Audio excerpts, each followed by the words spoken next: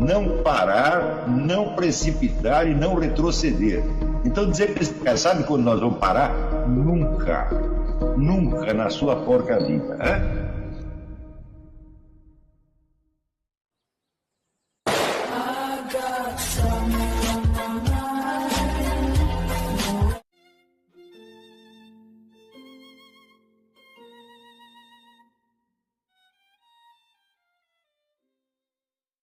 E aí pessoal, o nosso canal sempre tentou ajudar vocês na busca pela verdade, através dos vídeos e dos ensinamentos do professor Olavo de Carvalho.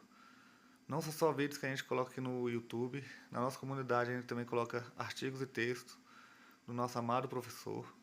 Espero que estejam gostando e quem puder, ajude o nosso canal, compartilhe ou apoie se puder. A gente está aqui desde 2012, sempre fazendo esse trabalho e sempre tentando ajudar. Que Deus nos abençoe a continuar. E obrigado a todos. Fiquem com o vídeo. O que importa de fato não é se você é conservador ou progressista, mas quem você é substantivamente. E você só pode ser alguma coisa substantivamente perante quem tem substância. Né? Quando Moisés pergunta para Deus, quem é você? E Deus responde, eu sou. Ele deu a solução do enigma terrível. Só existe um eu no mundo, só tem um ser que pode dizer a palavra eu com plenitude, porque nele não há alteridade, não há elementos externos. Agora, em nós, quantos elementos externos tem? Primeiro, você é composto por aquilo que você come e você espere todo dia. Isto modifica o seu estado mental, a sua conduta, etc, etc. Né? Em segundo lugar, você tem todas as imagens e símbolos que foram se impregnando na sua mente, vindo da cultura, da educação, do meio ambiente, etc, etc. Tem todas as imagens que as outras pessoas projetam sobre você e que, de certo modo, lhe dão uma imagem reflexa de você mesmo. Tem todos os elementos hereditários que você desconhece completamente. Então, eu penso assim, você estudando os onde, por exemplo, você vê isso. Há muitos elementos estranhos na sua personalidade, estranhos e totalmente desconhecidos. Por exemplo, se você tem um tataravô assassino, certo? Aquela tendência assassina está dentro de você, mas ela é você pode chamá-la de eu, você a assume, tá certo?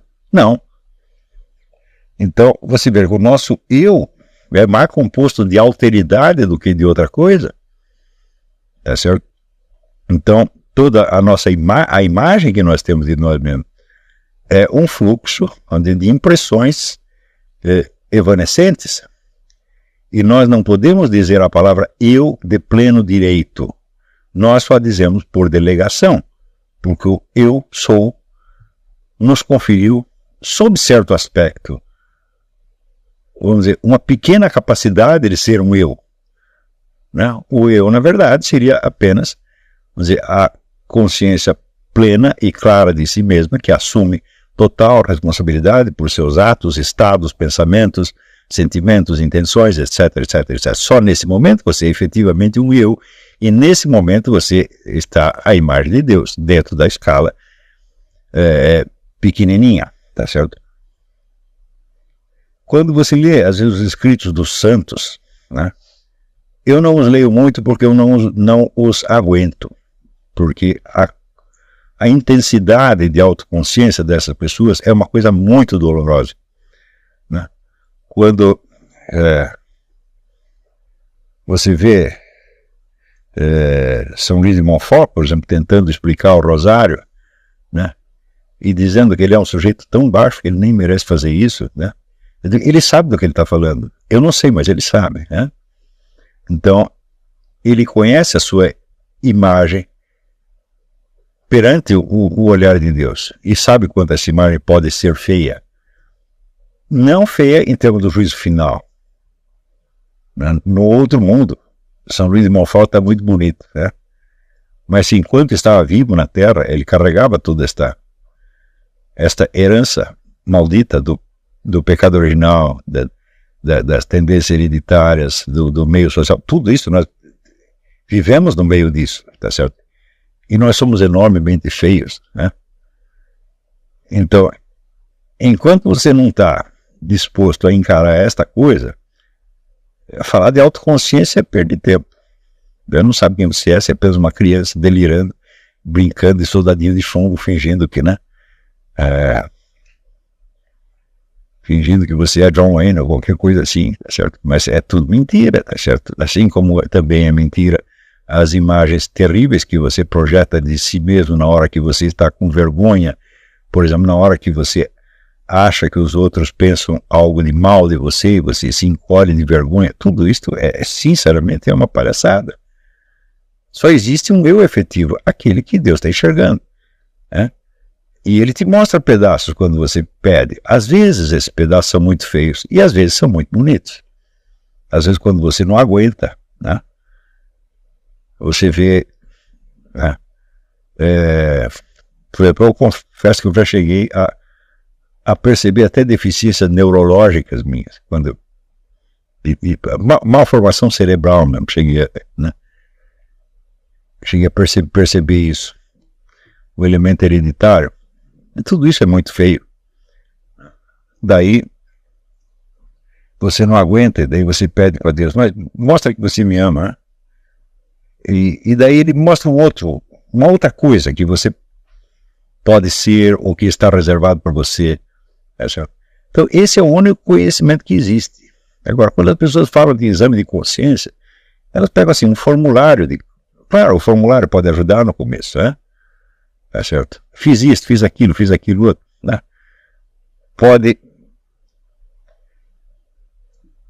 Pode ajudar, mas a única coisa que ajuda mesmo é uma total disposição de você saber o que Deus sabe a seu respeito.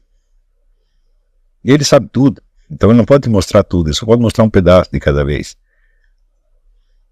Então, a coisa mais urgente neste país é que haja um certo grupo de pessoas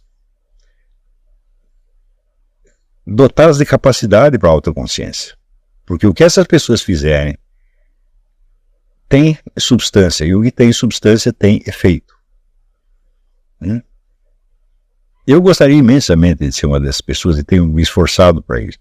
Certo? Estou longe de ser isso, mas eu tenho ideia de como é que se faz.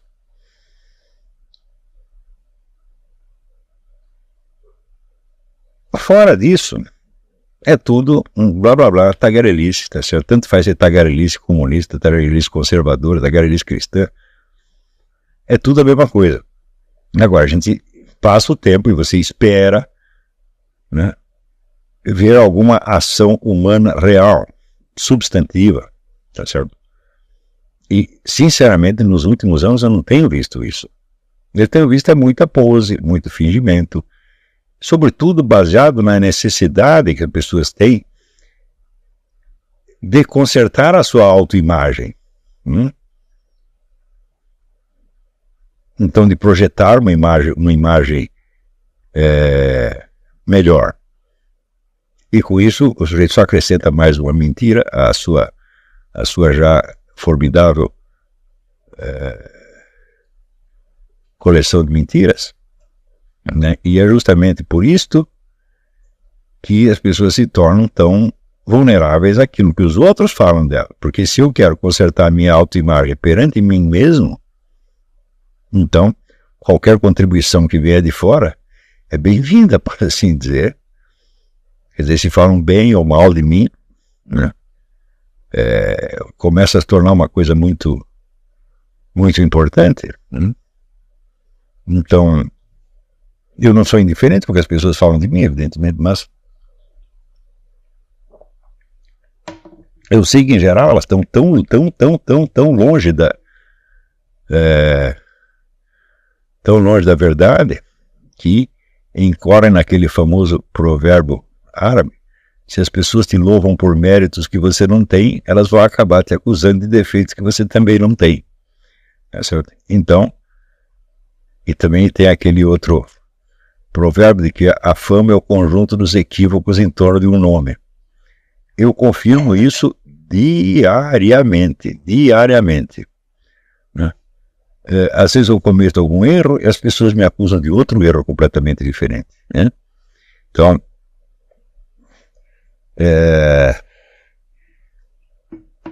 muitas vezes ao longo da vida eu menti, e as pessoas tomaram a minha mentira como verdade e me acusaram precisamente disso, né? Me acusaram de fazer o que eu apenas disse. Isso acontece muitas vezes, né? Então, não é que você não liga mais para essas coisas, mas você sabe qual é o peso específico que elas têm. Mas para você saber esse peso específico, bom, algo a respeito de você mesmo você tem que saber. E você só alcança saber alguma coisa se você chegar, vamos dizer, a este exame de consciência aprofundado, né? Que vai até a raiz da sua existência. Quando você era pequenininho, quando você lê nas Confissões de Santo Agostinho, por exemplo, ele se lembra dos maus pensamentos que ele tinha no bercinho, né? E onde eu me toquei, falo, pô, mas eu preciso fazer uma revisão para saber quando é que eu comecei, porque a gente sempre parte dessa ideia de, quando eu era criança eu era tão inocente, isso. E depois foi a sociedade que me corrompeu. Eu digo, mas quem disse que é assim? Claro, a sociedade te corrompe, sem dúvida, mas você já traz alguma semente em você. Onde está a semente do mal dentro de você? Então, é claro que é um puro idealismo eu imaginar que todos os meus alunos vão desenvolver esse nível de autoconsciência, né? E também, mesmo com alguns dos melhores, eu tive algumas decepções horrendas, assim, de amor próprio nas bagatelas, de obstinação em puerilidades. Eu vi isso aí. Não vou sair acusando pessoas, porque eu mesmo sou assim, eu confesso que eu sou assim, a única vantagem que eu tenho em relação a vocês é que eu nasci um pouco antes e tenho um pouco mais de experiência, então eu já não me engano tão majestosamente assim. E tento, na medida do possível, passar alguma tecnologia, né, da sinceridade. E a única sinceridade possível é a sinceridade perante Deus. A sinceridade perante seres humanos é apenas simbólica, ela é uma vaga imagem daquilo que nós podemos dizer a Deus e que Deus diz a nós, né? É evidente que quando eles falam em Deus aqui, então não estamos falando de Deus no mesmo sentido que se pode falar de Deus, por exemplo, na USP, porque Deus, para a mentalidade uspiana, é um objeto de crença. Eu digo, bom, mas eu não posso fazer tudo isso perante um objeto de crença. Um objeto de crença, que eu saiba, é algo que só existe quando eu penso nela. Um objeto de crença não pode agir sobre mim. Um objeto de crença não pode, por exemplo, me ensinar aquilo que eu não sei, né? Então, mas a gente, ao longo do tempo, você pode adquirir uma certa prática, tá certo? De você permitir que Deus mude você de alguma maneira. E na hora que você permite isso, começa a acontecer, você entende, olha, o objeto de crença é uma pinóia, é uma pessoa que sabe as coisas, que age, tá certo? E que tem meios de ação que nós não conseguimos nem mesmo imaginar. Então, sem um pouco dessa experiência, qualquer ideia religiosa que você tenha, fazer crença ou descrença, não significa absolutamente nada, né? Isso quer dizer que a fé, entre aspas, de muitas pessoas e a descrença de outros realmente não pesa e não significa nada. Disse isso, então, só para lembrar a vocês que mesmo uma vida de estudos muito dedicada, muito séria, pode não ser nada se não tiver por trás dela uma substância humana verdadeira. Tá certo? E lembrar aquilo que dizia Goethe, que o talento se adestra na solidão, no estudo solitário, etc, etc. Mas o caráter se adestra na agitação do mundo, quer dizer, no meio das tentações, dos pecados, das ofensas recebidas, etc. Aí que você vai tentar ser alguma coisa. Então, eu não sou um grande especialista nisso, tá certo? E a minha prática também é reduzida, mas quando eu vejo as pessoas se escondendo como ratos, tá certo? Acabam de fazer alguma, né? E imediatamente já tem todo um sistema de desculpas e de autodefesa que não serve para nada, só serve para torná-la mais culpada ainda, para complicar mais o negócio, né? E isso é uma coisa deplorável, e seria ótimo que pelo menos uma parte dos nossos alunos aprendessem isso aí. E o que fazer com aqueles que não querem, mas querem querer? Eles querem ter a vontade, querem ter a motivação, mas não têm. O que você faz com eles? Não, na verdade eu não sei como é que a gente resolve isso aí. Mas supondo que o sujeito esteja num estado de impotência volitiva, ele quer querer, mas ele não quer, e ele se queixa disso, tá certo? Eu diria o seguinte: você vai afastar tudo aquilo que você diz que quer, vai sobrar só aquilo que você não pode viver sem aquilo. Daí isso alguma coisa ele vai querer mesmo. Sempre vai ter alguma coisa no fundo. Mas acontece que a fantasia, quer dizer, o que a gente chama de mero desejo, né? O desejo não chega a ser uma vontade ainda. É uma coisa que lhe passa pela cabeça e que não tem profundidade, tá certo? Então, você vê uma mulher gostosa na rua, você tem um desejo dela. Isso não quer dizer que você vai ir atrás dela e fazer alguma coisa e casar com ela no fim, né? Então, quer dizer, a multidão de desejos encobre o que é a vontade verdadeira, né? Então não se trata de reforçar a vontade dele, mas de apagar a multiplicidade dos desejos. Fazer o cara se desiludir com esses desejos. Não, isso aí você não quer mesmo, isso é besteira, isso é frescura, teatro. Para encontrar o que ele quer. Alguma coisa todo mundo quer. Talvez isso só venha depois de muito tempo, né? Porque daí ele já tem outro livro. Hoje em dia é difícil, porque os objetos de desejo que são mostrados a nós são em número indefinido. Você liga a televisão, pronto, já apareceu trocentos. Eu quero um Honda não sei o que, eu quero um hotel, ir no Hotel das Bahamas, né? Como é? Com a idade isso diminui um pouco. Diminui, mas diminui na medida que diminui a força volitiva também. Então não adianta. Não é isso? É aquele negócio, aos 80 anos o cara descobriu o que eu quero, só que agora não tem mais energia para ir atrás. Então você tem que... Você acha a atitude mais importante do que a paciência? Com esse assunto. Eu acho que a imaginação do objeto desejado é o que mais importa. Você conseguir imaginar aquilo e ver se ele quer realmente aquilo.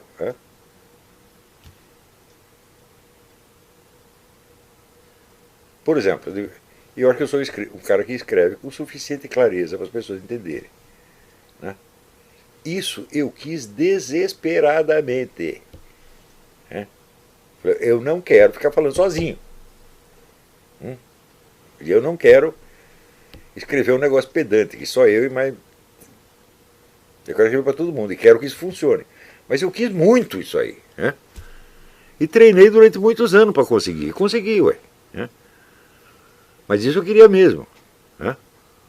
Tem outras coisas que eu só disse que queria. Não é isso? Mas não estava disposto a lutar por aquilo. Né?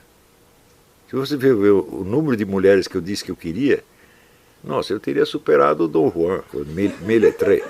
Mas na verdade eu não queria ninguém, só né, fantasiando. Mas diante dessa oferta de desejos, como discernir?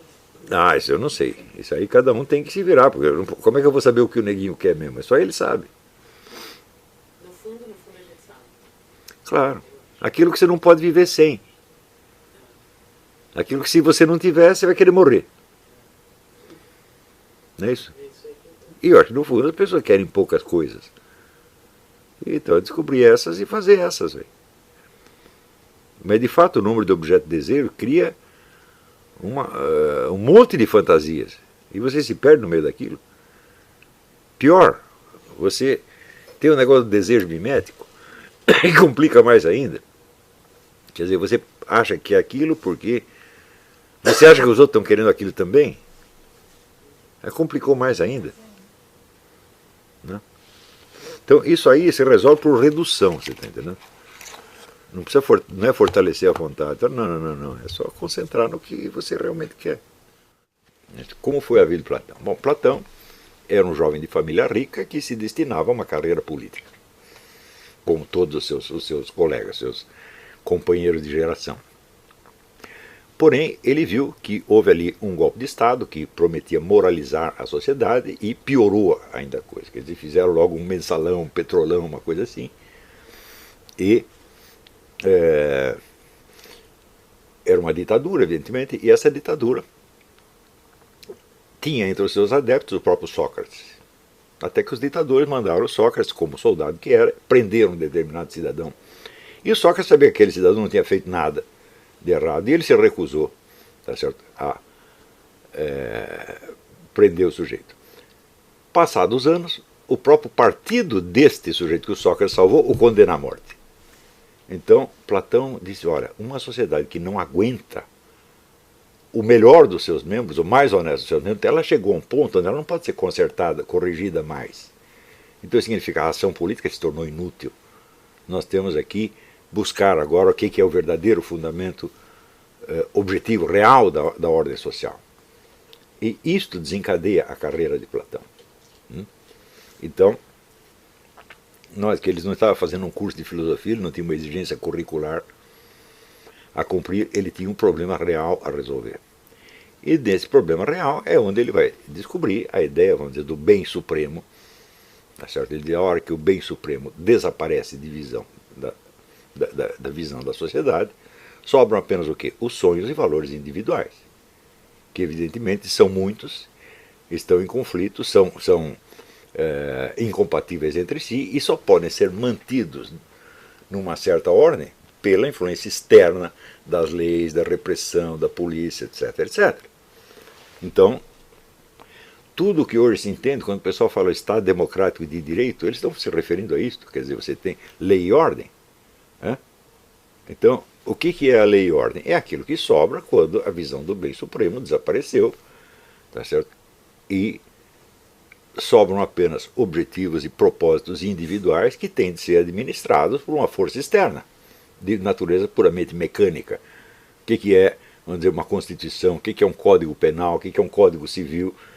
É um edifício coerente de normas que tem que ser cumpridas mecanicamente.